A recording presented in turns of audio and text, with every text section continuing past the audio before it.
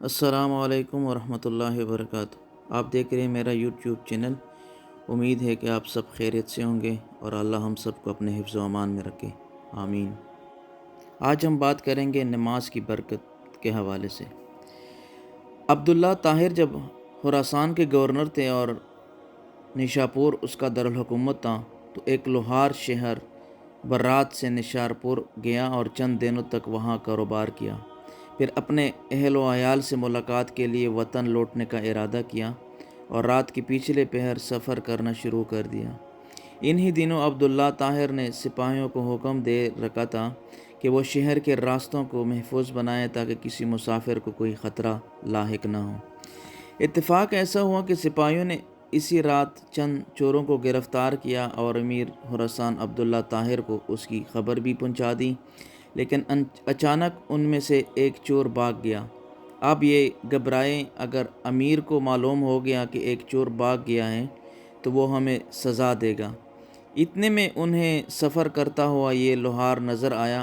انہوں نے اپنی جان بچانے کی خاطر اس بے گناہ شخص کو فوراً گرفتار کر لیا اور باقی چوروں کے ساتھ اسے بھی امیر کے سامنے پیش کر دیا۔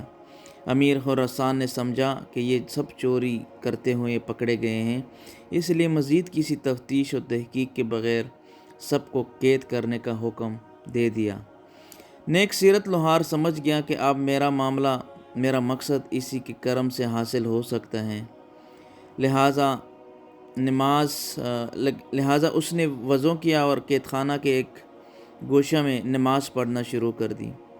ہر 2 رکعت کے بعد سر سجدہ میں رکھ کر اللہ تعالیٰ کی بارگاہ میں رکعت انگیز دعائیں اور دل سوز مناجات شروع کر دیتا اور کہتا، اے میرے مالک، تو اچھی طرح جانتا ہے کہ میں بے قصور ہوں۔ جب رات ہوئی تو عبداللہ طاہر نے خواب دیکھا کہ 4 بہادر اور طاقتور لوگ آئے اور سختی سے اس کے تخت کے چاروں پایوں کو پکڑ کر اٹھایا اور الٹنے لگے۔ اتنے میں اس کی نیند ٹوٹ گئی۔ اس نے فوراً لا حول ولا قوت الا باللہ پڑھا، پھر وضو کیا اور اس احکم الحاکمین کی بارگاہ میں 2 رکعت نماز ادا کی، جس کی طرف ہر شاہ و گدھا اپنی اپنی پریشانیوں کے وقت رجوع کرتے ہیں۔ اس کے بعد دوبارہ سویا تو پھر وہی خواب دیکھا۔ اس طرح 4 مرتبہ ہوا۔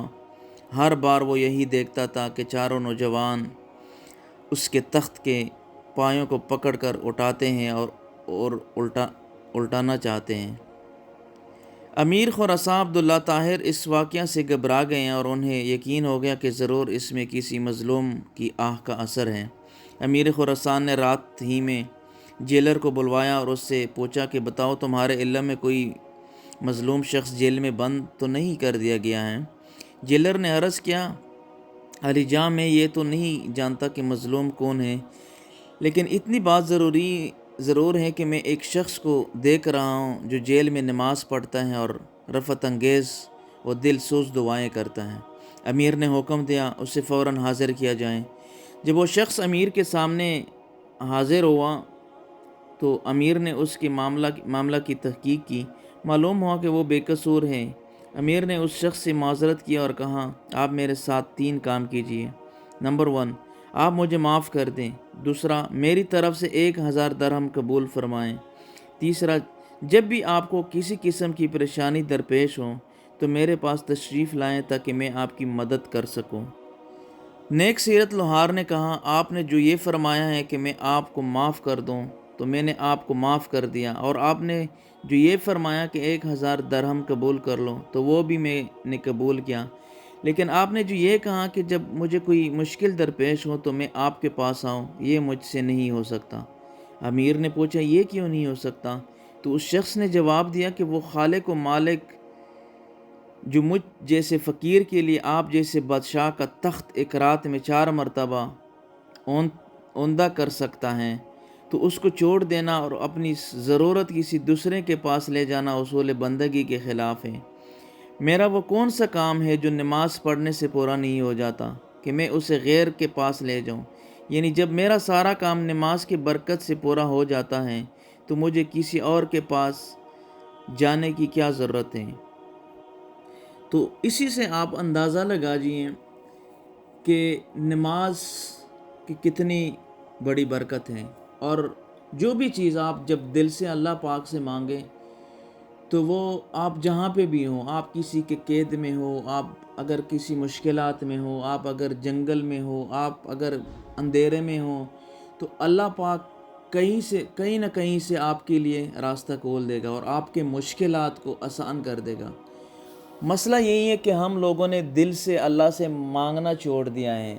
زیادہ تر لوگ ہم انسانوں کے پیچھے بھاگتے ہیں، ہم انسانوں سے مانگتے ہیں، ہم سوچتے ہیں کہ جن کے پاس بہت ساری دولت ہیں وہی بندہ آپ کی مدد کر سکتا ہے، جن کے پاس بہت بڑی طاقت ہیں وہ آپ کو بلاؤں سے، وہ آپ کو بیماریوں سے، وہ آپ کو بہت سارے مشکلات سے بچا سکتا ہے، مگر ہرگز ایسا نہیں ہے۔ خالق اور رازق ذات جو ہیں، جو غفور اور رحیم ہیں، جو سب کا خالق ہے، ہم سب کا خالق ہے، وہ آپ کو مشکلات سے نکال سکتا ہے اگر ہم نے اس کو دل سے پکارا۔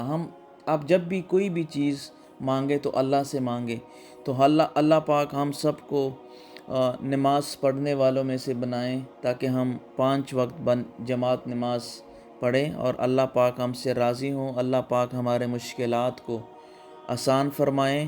اللہ پاک ہم سب کو اس پر عمل کرنے کی توفیق عطا فرمائے، اور اللہ ہم سب مسلمانوں کو نبی اکرم صلی اللہ علیہ وآلہ وسلم اس کے طور طریقوں پر چلنے کی توفیق عطا فرمائے۔ آمین یا رب العالمین۔